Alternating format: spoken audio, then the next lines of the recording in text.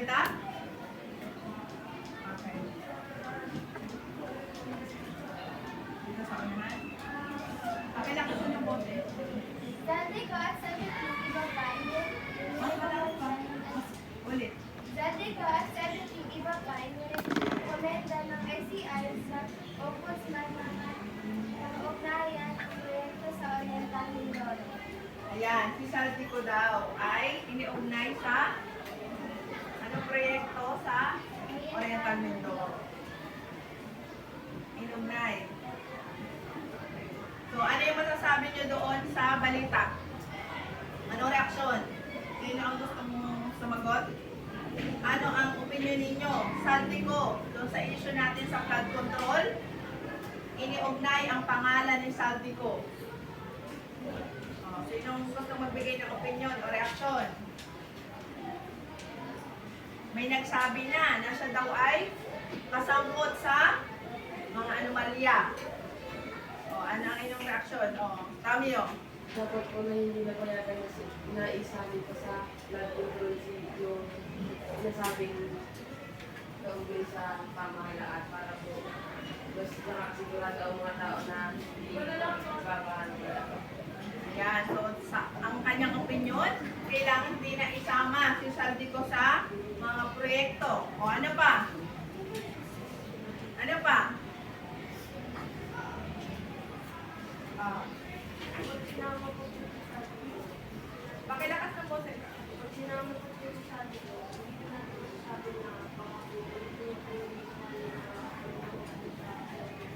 So, ibig sabihin, kailangan tanggalin si Saldico para hindi na maulit. So, yun ang iyong opinion. O, sino pa?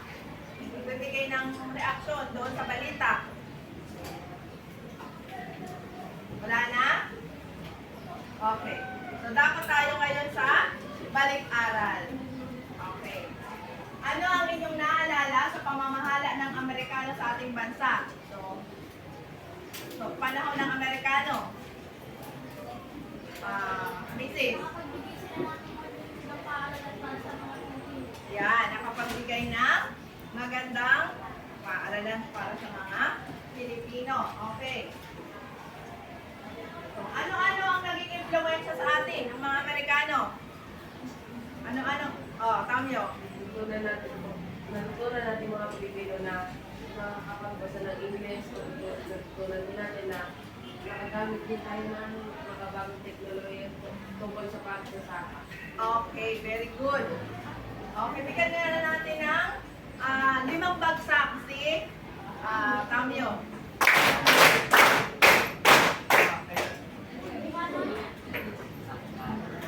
Okay, pamimulaan ito ha. Taas ang kamay na gusto sumagot. Sino kaya ito?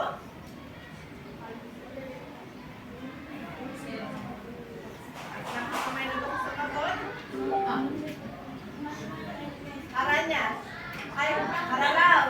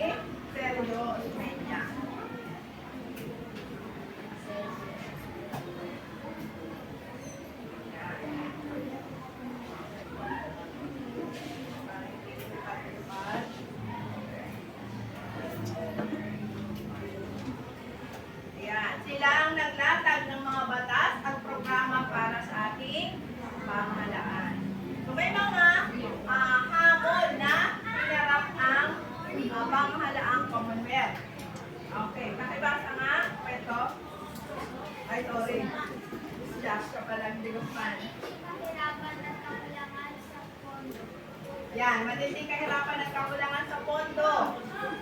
Yan, medyo, nung panahon na yun ay, nagkakaroon sila ng problema sa ekonomiya. Yan, sa pagsasaka. Yan, kaya may kahirapan. Next, ito. Pagkakalaban sa posibleng pananakot ng mga Yan. So, dahil nga, nalalapit na ang pananakot ng hapon. So, kailangan nilang maghanda. So, yun ang kanilang hamon. Next, Vargas. pagkakaroon ng tensyon sa pagitan ng mga Pilipino. Yan, pagkakaroon ng tensyon sa pagitan ng Pilipino at Amerikano. Next. So, may mga programa at mga pagbabago sa panahon ng Commonwealth. Okay, next. Okay, sa edukasyon. Ano kaya yung programa? Okay, nagkaroon ng budget at pagpapalawak ng paaralan. So noon, mas pinadami yung mga pampublikong paaralan. So mas marami ang nakakapag-aral ng panahon na yun. Kasi katulad natin ngayon, no? Kayo nag-aaral sa pampublikong paaralan. Yan, at walang bayad. Next, so nagsasanay ang mga guro. Yung mga guro nila noon, pinapadala sa Europa, sa Amerika, para magkaroon ng bagong kaalaman at para madala dito sa Pilipinas. Yun ang kanilang naging programa. Ano pa? Pagpapaunlad ng kurikulo. So, nung panahon ng Amerikano, nung namumuno yung Amerikano, ang tinuturo nila English, tapos kasaysayan din ng Amerika, mga bayani ng Amerika. Pero, etong sa panahon ng Commonwealth ay ang itinuturo na ay yung mga kasaysayan ng ating sarili bansa. Yan. At kung ano yung ating mga kultura. Yun ang itinuturo. Sariling atin na. Next. So, pagpapatibay ng wikang pambansa. Yan. Para lubos tayong magkaroon ng pagkakaisa, so itinuturo din sa school, sa paaralan, ay ang wikang pambansa o Tagalog. Yan. Kasi nga, nung panahon ng Amerikano ay English ang tinuturo. Sa panahon ng Commonwealth, Tagalog. Okay. At pantay na karapatan sa edukasyon. Lahat pwedeng makapag-aral. At dito din, nagkaroon ng daan para ang mga kababaihan ay naka-boto na rin at mahalal. Next, programang pangkabuhayan. Okay. So, reforma sa lupa at agrikultura. So, yung mga may-ari ng sakahan o ng mga lupa na tinataniman at saka yung mga tumutulong sa kanila. Halimbawa, ikaw ang may-ari ng lupa, tapos siya ang nagsasaka. So, dapat pantay ang hatian or may batas doon na ginawa na dapat hindi naman nalilihado yung mismong nagsasaka. No, dapat hindi nadidihado ng may-ari mismo ng taniman. Okay. Next. So, ano pa yung kanilang kabuhayan? Yung pangingisda at pangmaso. So, paggawa at pangangalakal. So, nagkakaroon na rin unti-unti ng mga pabrika. Meron yan, pabrika dito ng pabrika.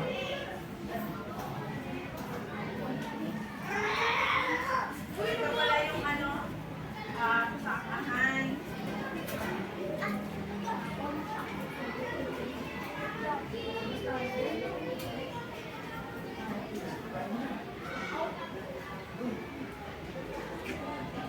Ito yan sa edukasyon.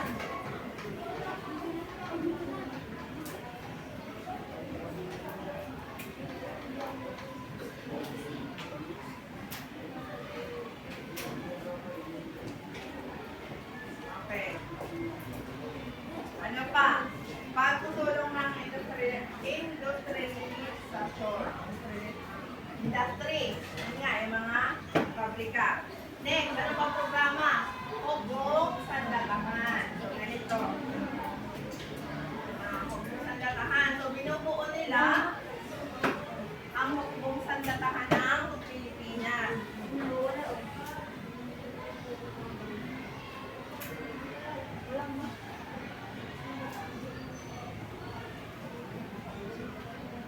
Ayan. Bakit kaya? Para sa paghahanda ng ganap na parayaan. Next, ano pa? Para maipagtanggol ang mga Pilipino laban sa mga mananakop. At pagpapanatili ng kaayusan at kapayapaan. Pagtatatag ng nasyonalismo. Okay? Ito yung pagmamahal sa sarili nating bayan.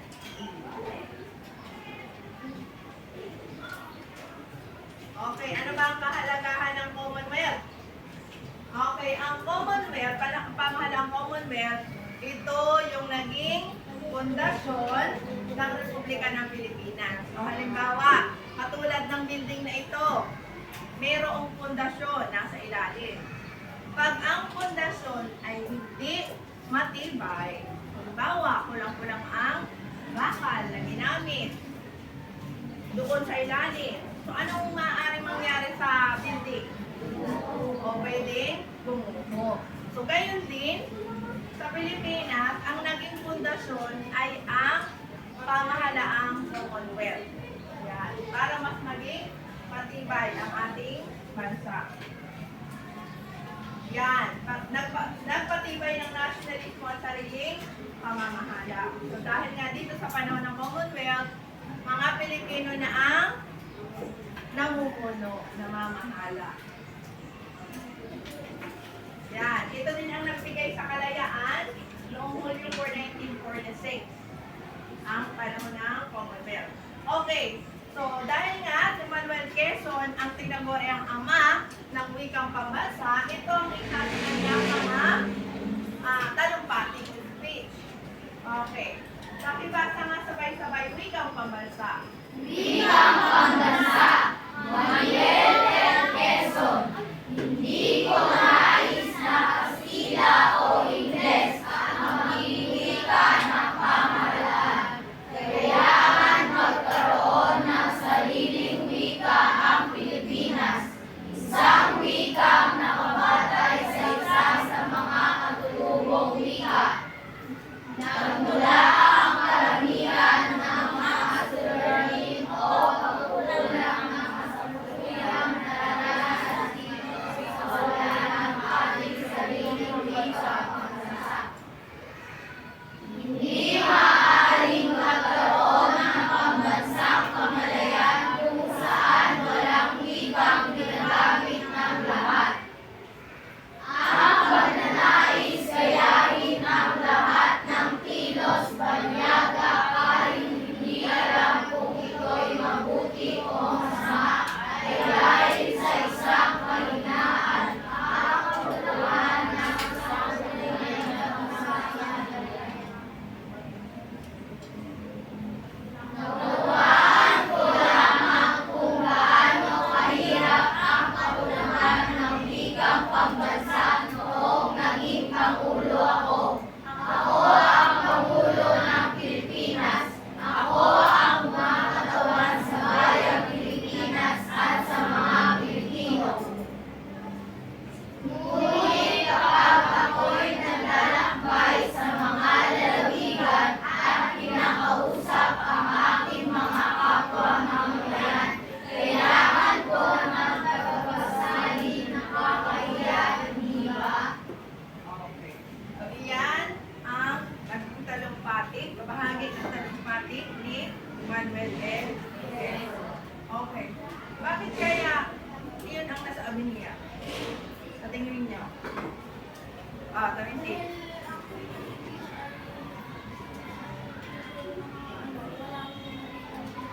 Okay, tama. Ano pa? Murad. Kaya naisipan ni Manuel L. Quezon na gumawa ng sariling wika para magkaisa ang mga Pilipino. Okay, very good. Okay, next. Dito naman, Gumamit tayo ng Gandeng Bandila at Pulang Bandila. Verde kung ang pahayag ay tama at pula naman kung hindi. Mali. Dapat muna, isa lang ang hahawakan ninyo dyan. So kapag sinabi ko close, sabay-sabay na tataas ang bandila.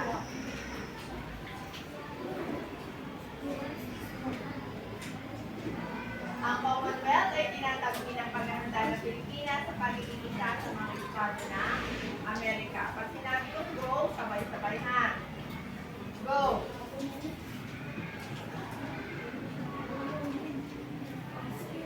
Okay, ang sagot ay pulang bandila. Ito ay paghahanda sa pagsasarili ng pamahalaan, hindi sa pagiging estado ng Amerika. Okay, next. Number 2. Sa panahon ng Commonwealth, nagkaroon ng sariling-sariling batas ang Pilipinas na kinilala rin ang Estados Unidos. Okay, sabay-sabay. Go! Okay, ang sagot ay verde, watawat. So, tama. Next. Ang layunin ng Titans McDuffie Act ay bigyan ng ganap na kalayaan ng Pilipinas matapos ang 10 taong transition. Okay, go! Okay, ang sagot ay verde, watawat, tama. Number 4, pakababa muna ang watawat. Ang mga reforma sa edukasyon at wikang pambansa ay kabilang sa mahalagang pagbabago noong Commonwealth. Okay, go! Okay, ang sagot ay berdeng watawat. Tama. Okay, next. Number 5, ang mga kababaihan ay hindi pa pinapayagang bumuto noong panahon ng Commonwealth. Okay, go! Okay, ang sagot ay pulang watawat. Pinapayagan na bumuto ang mga kababaihan. Next, number 6. Naging malaking suliranin ng pamahalang Commonwealth ang katiwalian at babagan ng reforma sa lupa. Go! Okay, ang sagot ay verde, watawat. Okay na. Suliranin niyo, naging hamon niya sa kanila yung problema sa lupa. Next. Number 7. Nakipagkalakalan ng Pilipinas sa Estados Unidos dahil nakasundo ang pangkulang niya. Okay, sabay-sabay, go! Ang sagot ay, wala nang papalit. Verde, watawat. Okay, nakipagkalakalan, tama. Iyan sila isa sa ikinakabuhay, ang pagkipagkalakalan. Next, isa sa naging suliranin ng bansa ay kawalan ng trabaho. Okay. Taas ang watawat. Go. Okay, ang sagot ay verde, watawat. Okay, isa rin yung naging problema. Wala ng trabaho. Next. Nice. Ang kabuhayan ng Pilipinas sa panahon ng Commonwealth ay nakabatay pa rin sa agrikultura. Okay, go! Okay, ang sagot ay verde, watawat. Tama. And that one, ang Constitution ng 1935 ay nananatiling umiiral kahit pagtatapos ng Commonwealth. Okay, go! Okay, ang sagot ay verde. Tama. Okay, very good. Okay, pakibaba na ang mga watawat. Pakibaba na sa desk. Okay, ito naman. I-raise. Itataas lang ang kamay pagtutod sa sagot, ha? Okay. Moral. Number 1. Sino ang naging Pangulo ng pamahalaang Commonwealth ng Pilipinas? Letter C. Okay, bigyan natin siya ng 5 bagsak. Okay, next. Bagsak.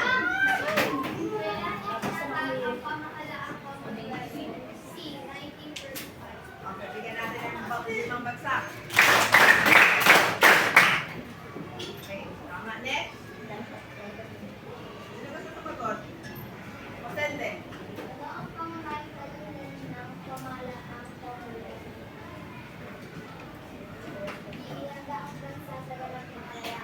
Okay, tama. Okay, bigyan natin ng bagsak. Next. Sino gusto sumagot? De la Cruz.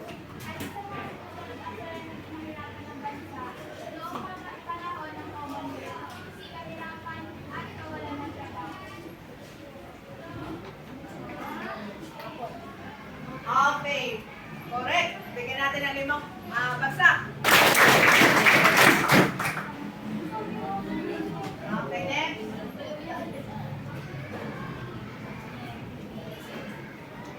Ibang kamay naman. Ikaw.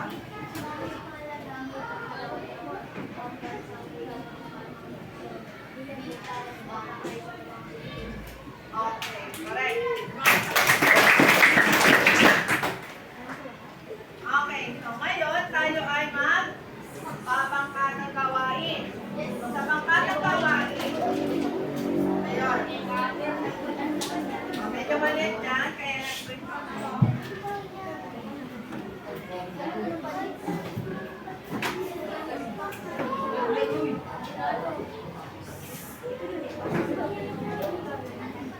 Hoy, walang maingay. Wala mo na mag-usap-usap.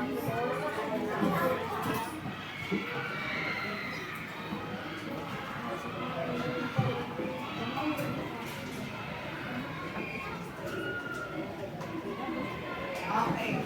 So, ito yung ating rubric sa pangkat ng gawain.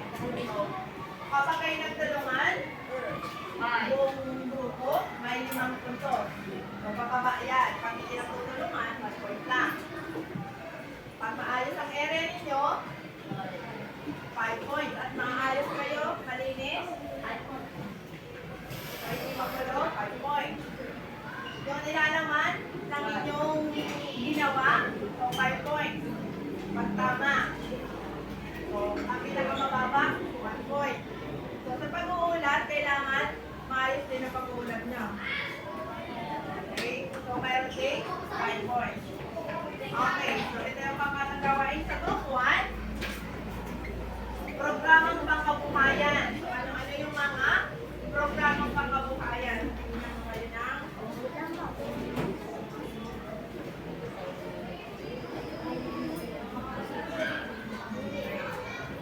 group 1. Okay. Programang pangkabuhayan. Programa. Ano ba? Ay, gagawa kayo ng maiksing awit. Very maiksing lang. Maiksing. Na awit tungkol sa programang pang-edukasyon ng panahon ng Commonwealth. At ang group 3, wikang pambansa. So, meron akong inhandang gawain, kasagutan ninyo. At ang group 4, pagbuo ng hukbong sanlatahan. So, paano binuo ang hukbong sanlatahan?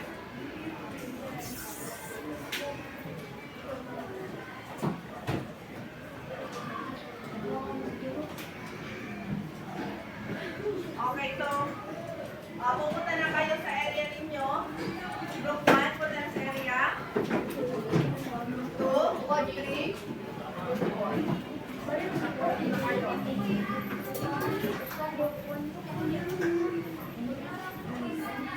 Group 4, dito na lang.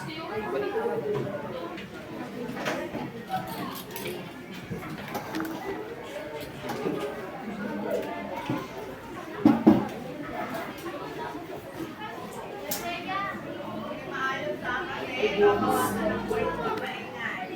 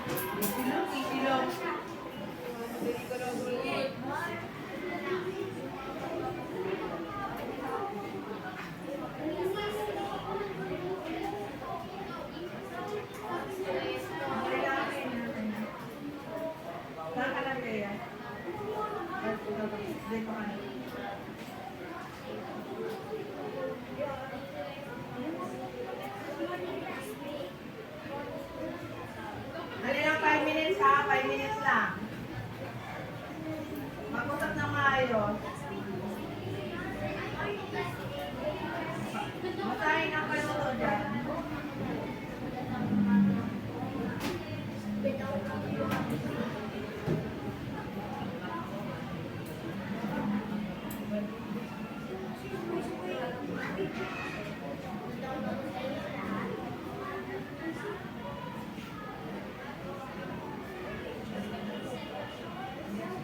Ay, dito kayo magsusulat.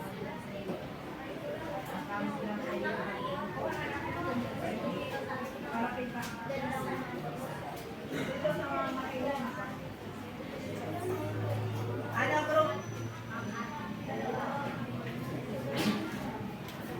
Group, ano, group 2? Pakibigay din sa yan sa makinis ng party yan.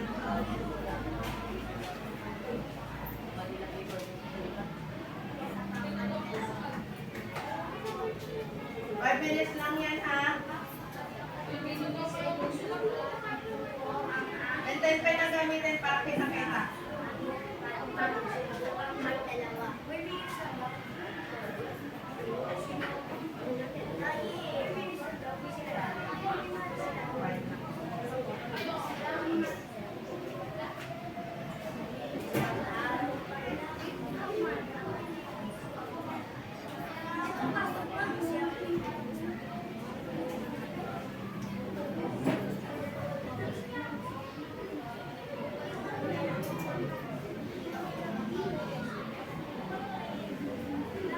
Medyo na kayo ng sulat para ano ha? Para makita.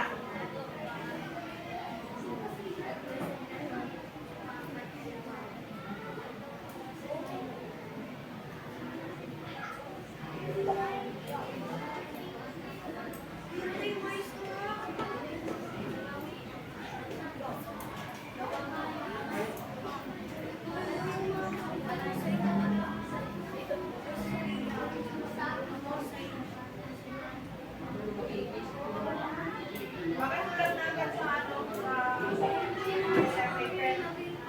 Bilisan ninyo.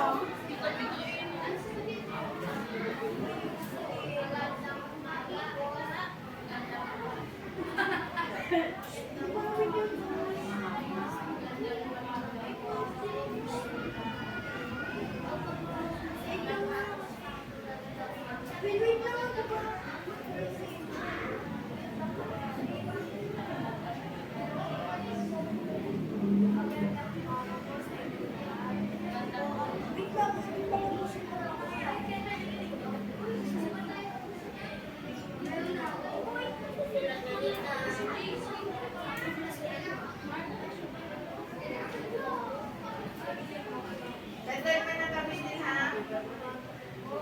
Makabili.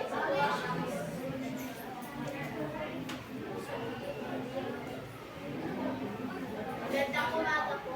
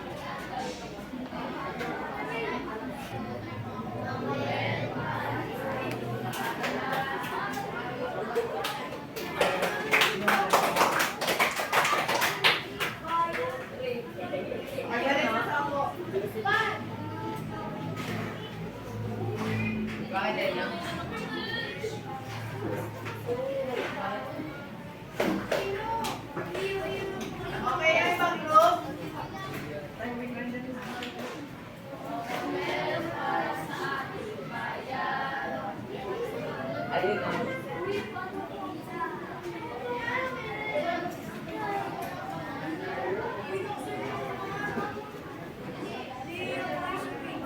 Ayun na. Ayun.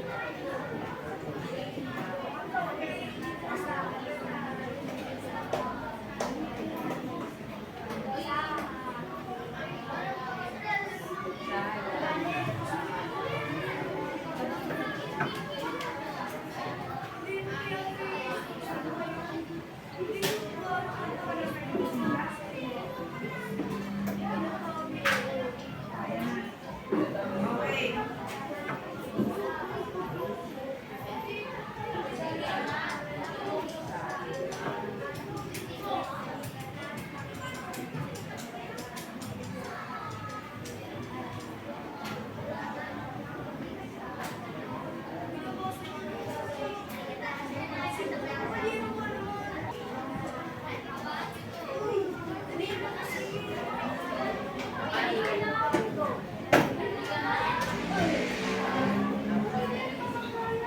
Balik na sa upo. Aray ko. Ba't di ka sumama? Grades. Zero.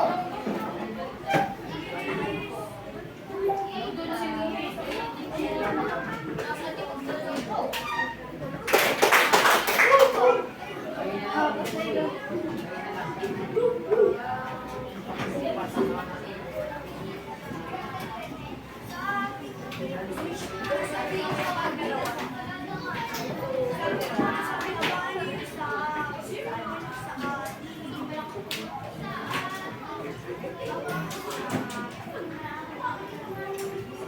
Group 2. Time up na. Time out na daw, guys. Time out. Time out na, guys. Group 2. Kapra na sa oras.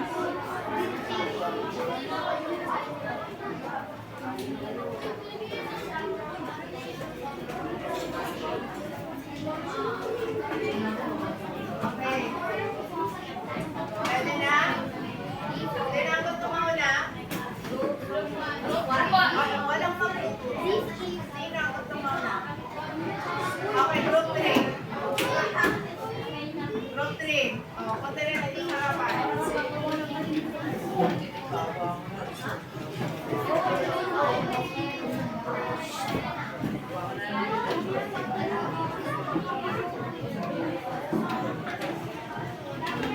Manahimik.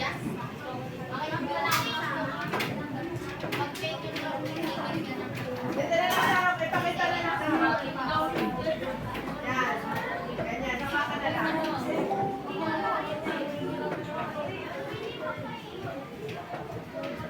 Nasa yung classroom mo, no? Hawakan niyo.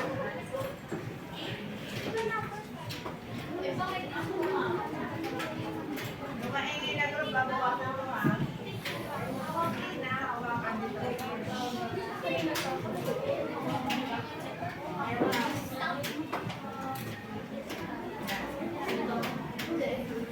Magandang umaga po, Ma'am Betsy. Magandang umaga po sa inyong lahat. Kami ang pangkat 3.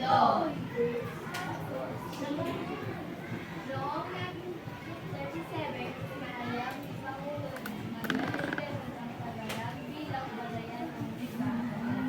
Ang sagot po namin ay happy. Ayan, next. Ang batas Pakilaksan. Ang batas Commonwealth BLP Bilang. Bilang. bilang matitor ang nagtatas ng surian ng wikang pambansa. Masayang mukha. Okay. Ang wikang pambansa ay natupad bilang Pakilaksan ng boses. ang wikang pambansa ay agad na pinatupad bilang isang wikang pambansa. Masayang mukha. Isa sa mga layunin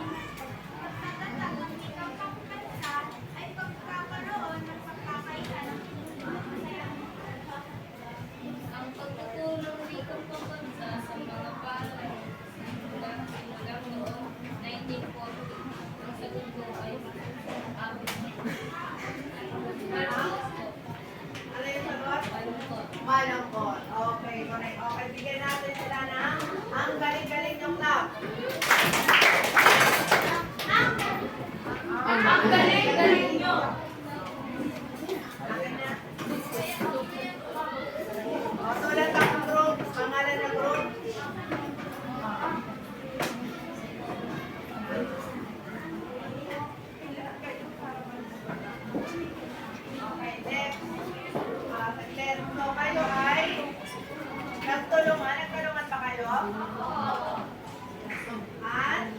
maayos naman ang inyong area. Malinis. Nalalaman ang paksa. Tama naman. At ang pag-uulat, doon sa pag-uulat, kulang ang inyong pose. Dapat malakas. Kumpiyansa kayo. Nandun ako, hindi ko masyadong naririnig. Okay, ang inyong puntos ay kailangan palang gabay, 3 points. So kayo ay merong 18 points. Ay, pangka 3 pala.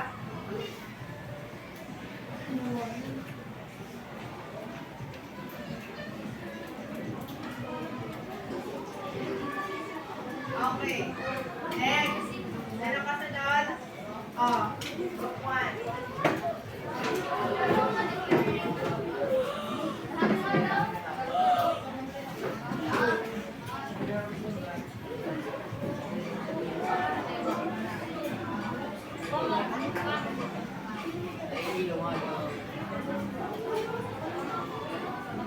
Dito, sa kamote dito.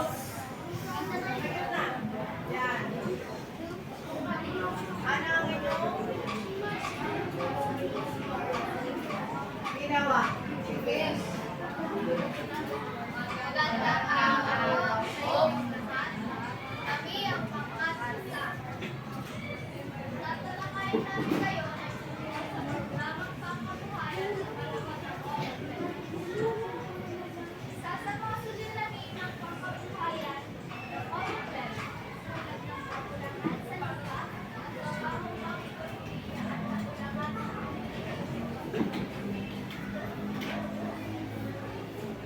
maraming salamat po sa inyong pakikinig. Kami ang Group 1. Okay, bigay natin ang tatlong bagsak ang pagkatita. Okay. Opo.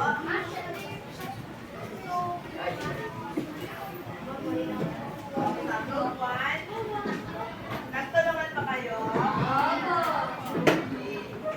Maayos, malinis naman. Nilalaman.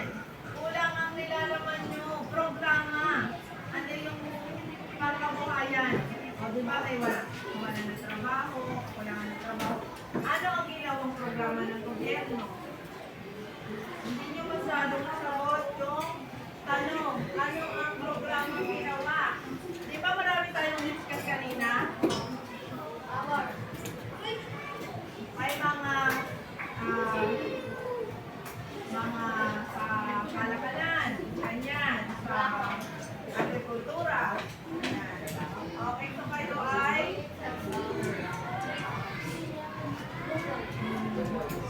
may kaunti lamang na sagot. Kulang yung tapos sa pag-uulat, okay naman yung pag-uulat. Pero gusto ko mas malakas pa rin ang bote.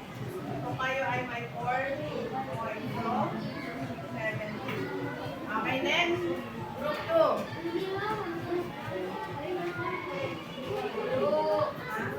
Okay, group 3. Ako, 4 pala, group 4.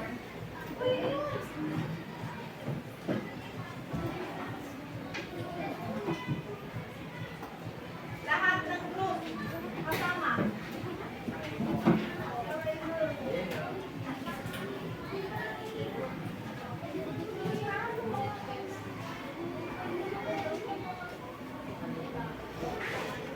Magandang umaga po, Ma'am Bessie. Magandang umaga, classmates. Ito ang presentasyon ng pangkat-apat. Bakit binuo ang hukbong sandatahan? Binuo ang hukbong sandatahan noong 1935 hanggang 1946 para sa paghahanda para sa ganap na kalayaan. Paghahanda sa post-war na pamamahala, pagharap sa panloob na kaguluhan. Wait lang. Bigyan natin ng 5 bagsak ang group 4.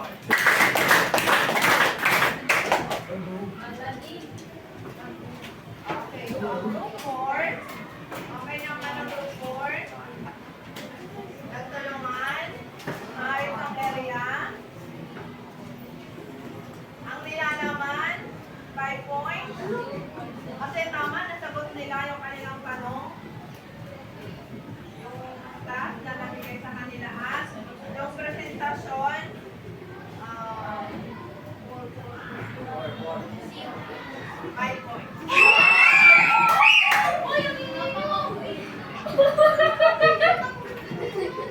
Wag masyadong ligaw. Okay, next. Group 2. Lahat ng group 2.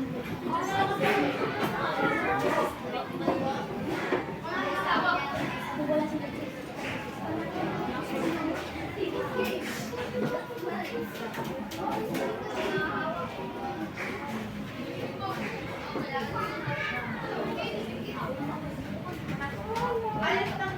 Nasa gitna.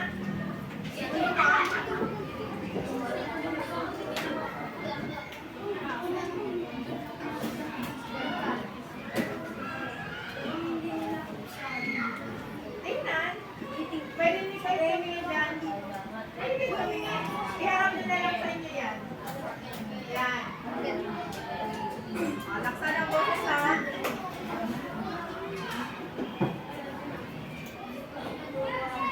Magandang umaga po sa inyong lahat. Kami ang pangkat 2.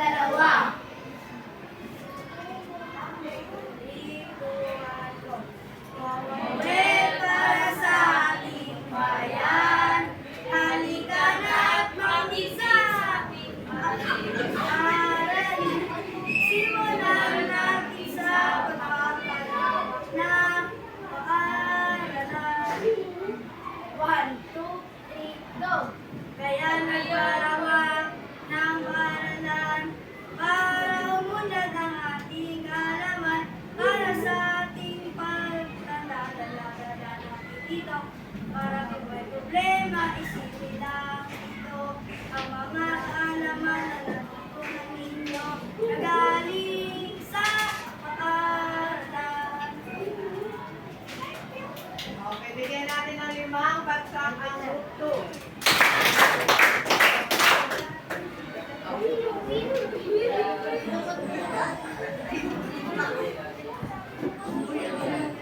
Okay. Tawag to. Nagtulungan. Ayos. Liberado ba ang bumika na yan? Erase na. Pinalaman. Okay, itong parte pinalaman. Tama. Tungkol sa edukasyon, di ba? Opo, tungkol sa edukasyon. Tama. At ang presentasyon o pag-uulat ninyo. Okay, merong isa na naninibago ang boses. Nadala niya yung book group. Pero iba kasi, hindi man lang nabuka ang bibig. So kayo ay nakamuha lang na dapat ay 5 points. Dahil yung iba hindi nabuka ang bibig. So meron kayong 4 points. Kayo ay may 19 points. Yan. Okay, palakpakan natin ang bawat isa.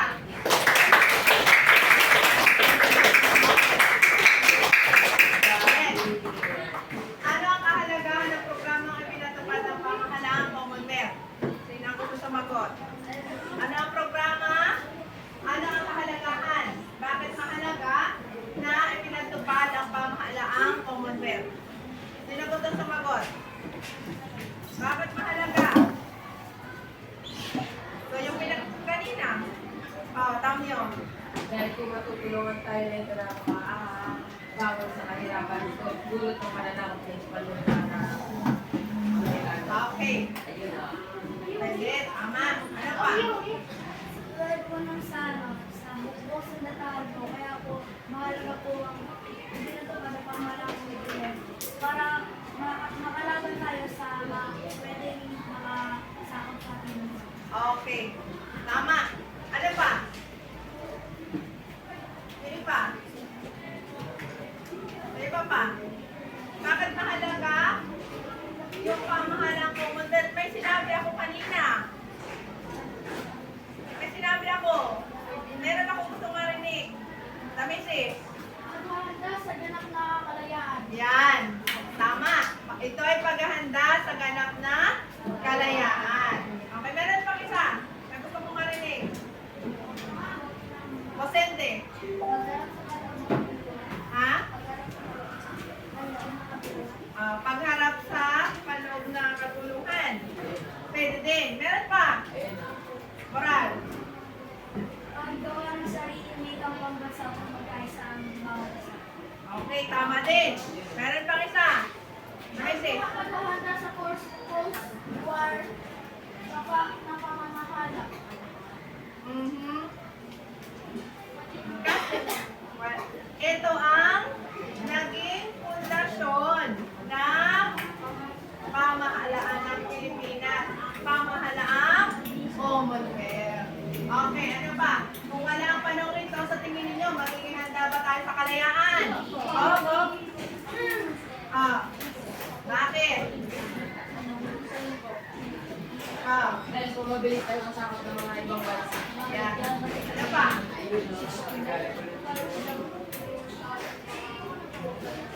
Okay, ano pa? Ano pa? Ano pa? Hindi tayo matututo ng wikang Pilipino dahil hindi na po ako. Okay, pwede. Ano pa? Ano pa? Wala sa inyo ang kasalitan ng pag-asa. Okay, tama. Okay. Next. Kumuha ng papel. Mag-number ng 1 to 5. Lagyan ng pangalan. Quiz. 1 lang. Kaya pantay siya natin.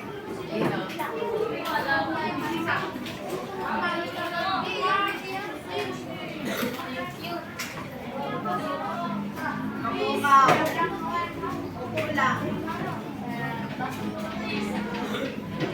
Mabilis.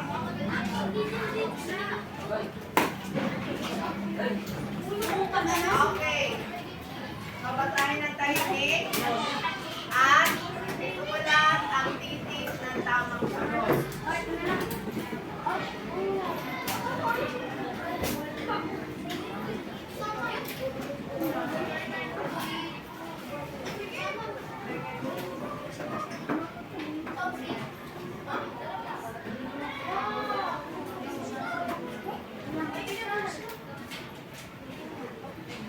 Okay na? Number 2.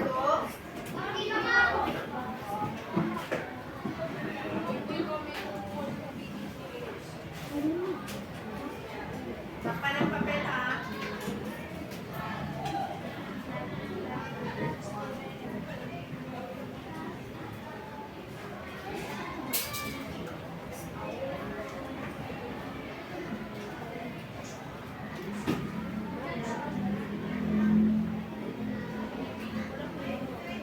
Okay na?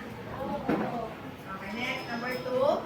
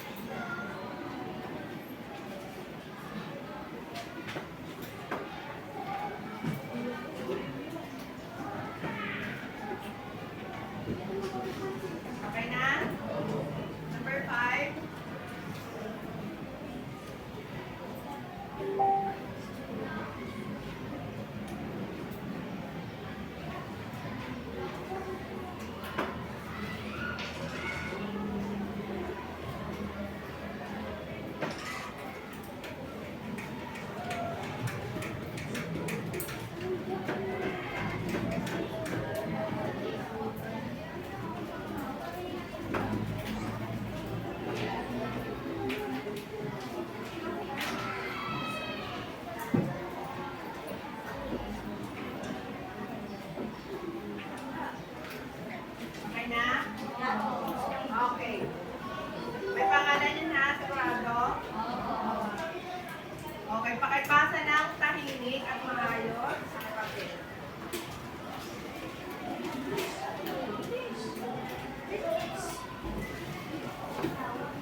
One, two, three, four, five.